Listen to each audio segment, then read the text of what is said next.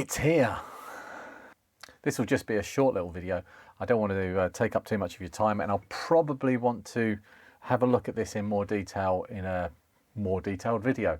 So the thing that I bought with the money that I raised from selling that ZX Spectrum, which went super well, and I've got money spare, and I still don't know what I actually want to buy with the rest of the money. But I'll try to make sure that it's things that upgrade the stuff that I do in here. And I'm still, I've just had a thought. I'm going to mull it over. I don't want to say anything because I don't want to pin myself down to things. And I did say something on the stream that I'm not sure would be the best idea. I would like one, but I don't think it's an upgrade to me making videos. So the thing has arrived. Now this is the old thing.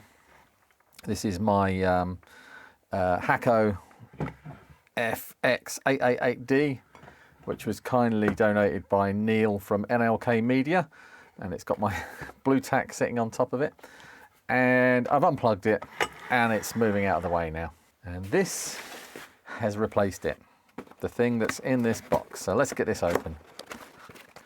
This is the soldering, right, dear users, this is the soldering station knowledge you must know. Oh, actually, that's quite interesting because it shows you that the composition of the tip of a soldering iron, and copper core, iron layer, then a tin layer and a chrome layer. Ooh, chrome is nasty. Can soldering tips touch the water? The answer is definitely no. The tip of the soldering iron will quickly oxidize and turn black when it touches water. I used to use a wet sponge to clean my soldering iron tip, which would clean the tip really, really well. And now I just use a copper, one of them, or brass ball thing. And that doesn't do as good a job of cleaning the iron. It does a good enough job, but it's just much more convenient. That's the only reason I moved away from using a sponge, a wet sponge. So it's interesting to note that when I was using a wet sponge, I used to get through a lot of tips. Tip would end up blackened and oxidized and not conducting heat very well. And it's probably because I was using water. It might be because the tips weren't as good quality, but no, I think I was using proper Hakko tips like this on the old soldering station I used to use. So yeah, I don't see. Oh, I can actually quite believe that. Do I need to add water to high temperature cotton? Adding water is to make the high temperature cotton swell. The soldering iron must be used in a dry state. Otherwise, the water in the high temperature cotton will quickly blacken and oxidize the soldering iron tip. That's a bit contradictory. Is the tip of the soldering iron easy to oxidize? If the temperature is not too high and some solder joints do not melt, then how to do? There are many kinds of soldering iron tips. Yeah. How can I choose the soldering iron tip? Pointed elbow tip and knife tip. Among them, the knife tip is the most commonly used. It's not really though, is it? Try to control the pointy tip at 3. Oh, there's lots of information in here. I don't believe much of it. Oh, like, what are the requirements for flux? Inferior flux is more destructive than water. It will make your soldering iron tip black and oxidize quickly. Yep, it would. What should I do if the soldering iron tip is severely oxidized? Throw it away. Oh, it can be restored under normal circumstances with resurrection cream. We're playing Dungeons and Dragons. I cast my spell of resurrection cream. Quickly rub it on. If it still doesn't work, remove the oxidized metal, expose the copper inside the iron. What? And then what? And then throw it away. Summary, the new soldering iron tip needs to be tinned at a low temperature. Do not use it at a high temperature as much as possible. Usually the knife tip for work. What? Use high quality soldering flux. Do not touch water.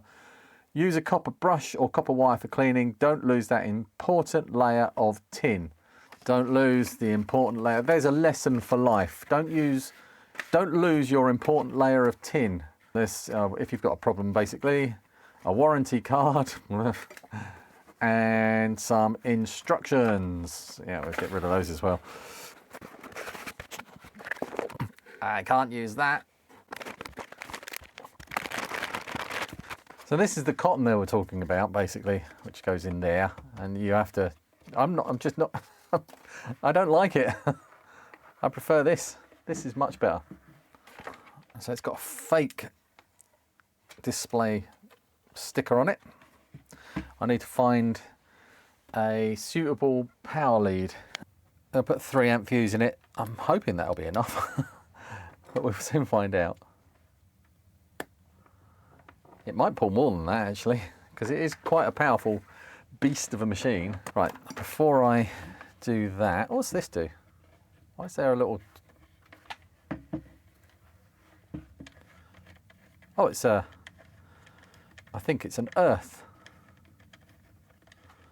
Yeah, it's an... It looks like it. Well, I don't know actually.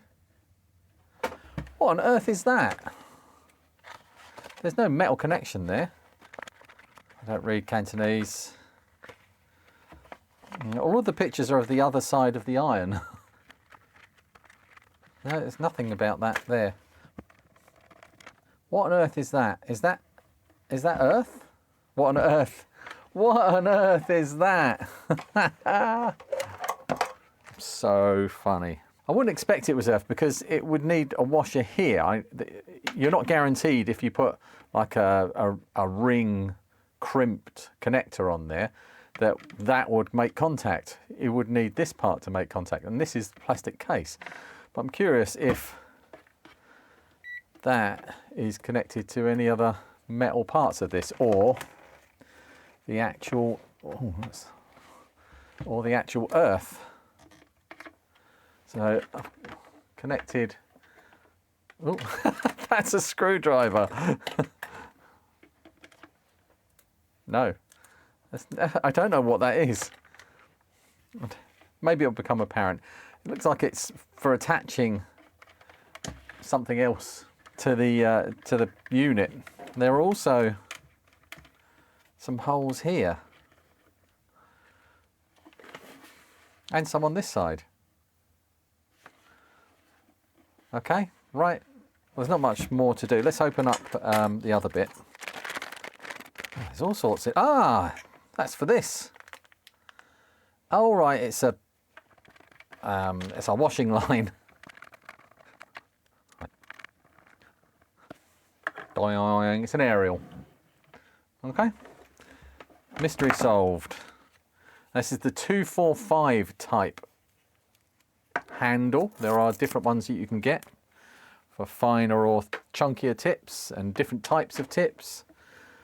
But this is the one I opted for because I heard that this would probably suit my purposes best.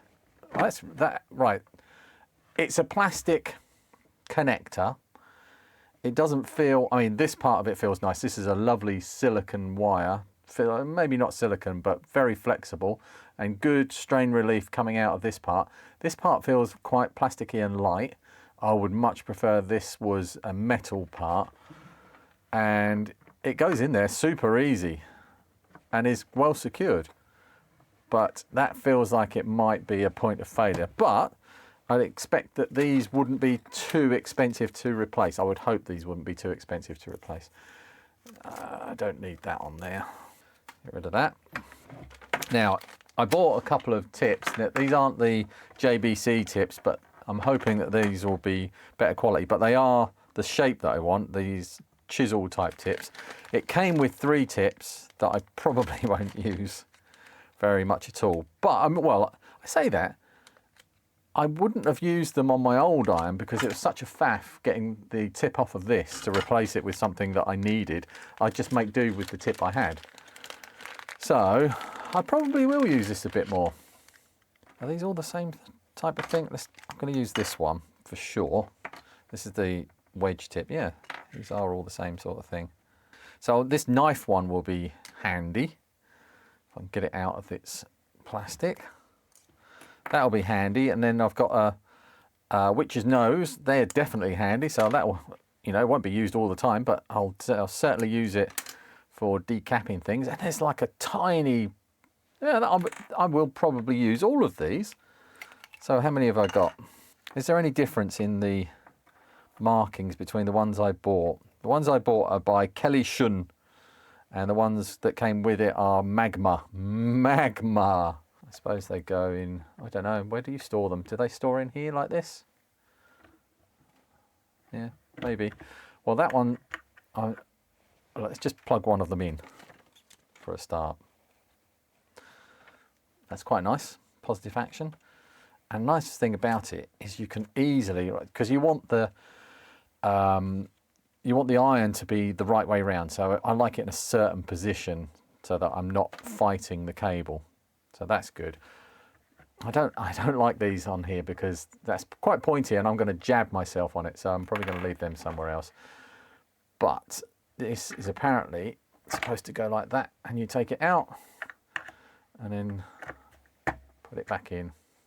Excellent. All right, I'm quite impressed. So far, so good. Let's plug it in. Put these to one side. I'm going to probably make a holder out of wood for these. I won't make a 3D printed one because that will just melt, but somewhere to keep these safe. And if I don't like these third-party ones, I'll use some of the money that I raised with the sale of the Spectrum to buy some proper JBC ones. I've just put that in there. I don't know, that's probably not going to give me, that's going to be over there. That's quite nice actually, having that aerial set up over there. So this thing holding the wire out of the way of the bench, so it's not dragging across the bench, and I can get to everywhere on my bench with it. Lovely. Right, let's turn it on. Switch here. It's not, I've not plugged it in. Right, could explode. Beep, beep, beep. And I don't know what it's set for. Channel 1 is set for 300, 350, 380. I don't know what set is. Oh, it's on. That switches between centigrade and Fahrenheit. And this one is just manually changes the temperature. So let's go for 350, which is probably my usual temperature. And my God, that's up to temperature already.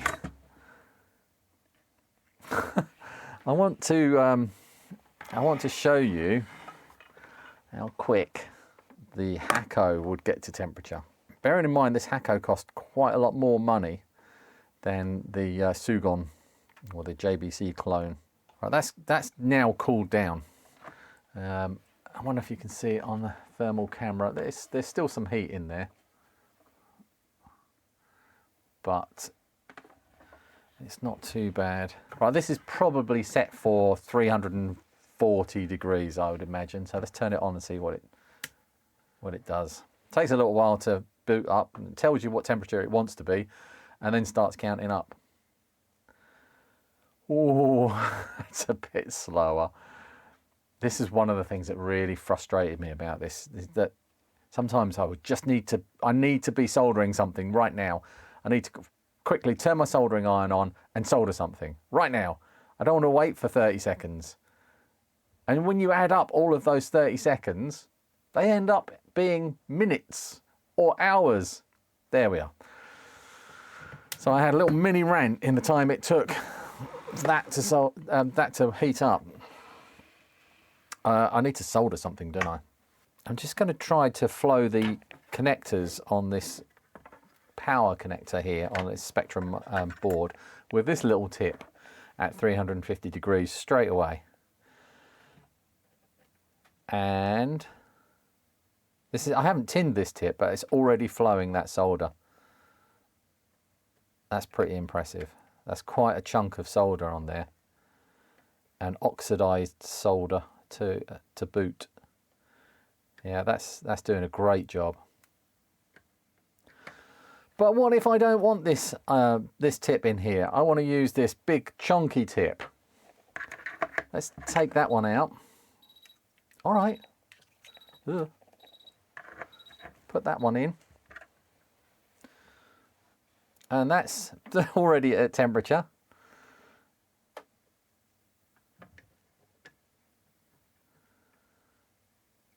Right, that's flowing all three pads at once.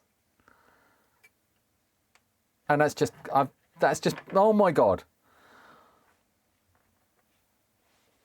Look at that. That's just fallen out of the board. I wouldn't have done that before. I would have been faffing around trying to get each one clear of solder before I gently wiggled it out of the socket. So I can do that with these ones as well. Oh no, I can't because that's too far spread out. But I can just like push it through. This is a nice tip. I quite like this. Let's give it some solder. Some fresh solder. See what it does.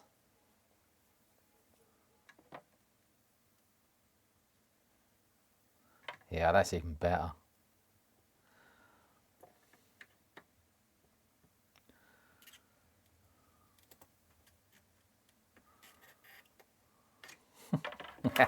This is fun. I'm impressed. I am quite impressed. There's nothing left in. Oh, there's an LM1889 in over here that I can just bung a load of solder onto these pins. Just in case. I've got loads of these spare, so I don't really need to salvage this off of the board. But yeah, I can easily just chuck a load of solder on with this big tip. With my big tip.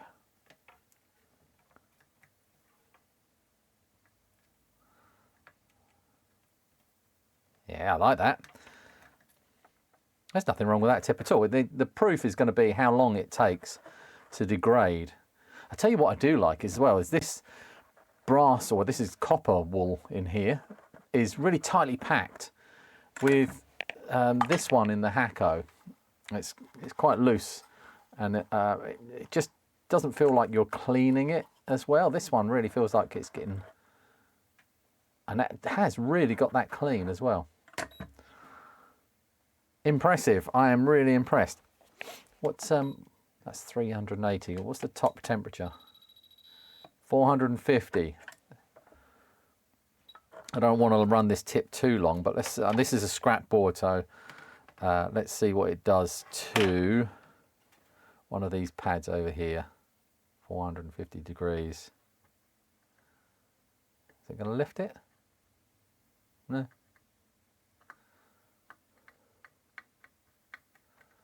Huh.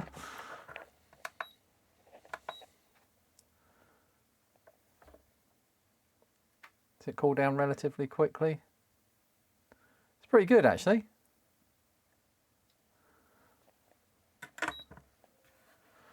I am very impressed. I think that's worth every penny that I paid for it. I paid, I think, about 90 quid delivered with some extra tips as well. I'm really pleased with that. That's exactly what I wanted. And it works in exactly the way I want. And this is all programmable as well. I think you can set this so that the idle temperature is say 100 degrees so that it doesn't take so long to heat up, but it heats up so ridiculously fast. Bang, it's there, it's hot. I can start soldering now. And it's melting all that solder, this horrible solder on the bottom of here, straight away. Really nice firm action on this holder as well. Another thing I don't like so much about this, oh, that's actually, no, that's not a terrible action on that one. But one of the things I didn't like about the pine seal is it's impossible to find. I mean, it comes with those little horrible things that you leave on the desk on your workbench to lean it on, but they're really terrible. This flops about in here. This is probably the better one for it. There is this Hakko one as well. And this is the one I actually use with this, and I've had to put some copper tape over the end here because this leans up against it, which isn't ideal. But yeah, look at all of the tips that I don't need anymore. But I'll keep this handy because it's always handy to have two irons for certain things, and I can use, for instance, two witches tips if I want to get an SMD electrolytic capacitor off easily, without piercing it and heating it up like I normally do. I'm happy with that. I think it's a success. Thank you to the person that bought the Spectrum and everybody else that helped bid it up. It's much appreciated, and it really is going to help me do things faster and better, I think. Now I need to work out what to do with this Hakko. Where's that going to go? Oh well, bye. Oh, before you go, I've just found a fantastic place to keep my blue tack. Perfect.